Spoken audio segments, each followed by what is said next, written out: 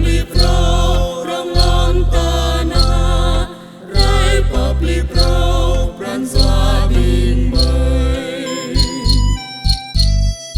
rai pa ta prei mới thọ pran ama prei thọ po pa lai thọ Giêsu Christo qua mới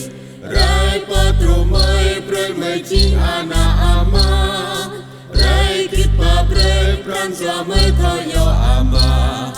lạy thần khí của Đức Chúa Trời lạy thần khí của chính ngôi lời xin Ngài hãy đến cánh tân trần gian xin Ngài hãy đến cánh tân lòng con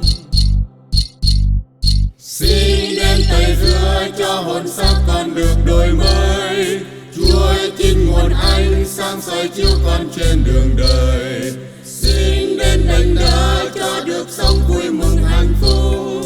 cho con tự do sống bình an trong uy quyền Ngài.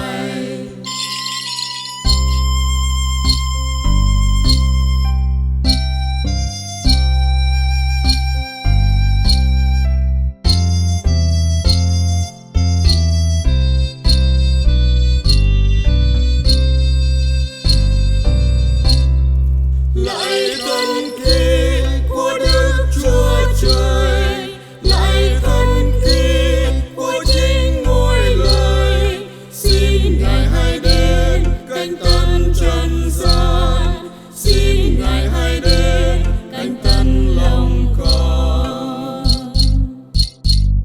xin quy tụ hết muôn dân nước cho thành hội thánh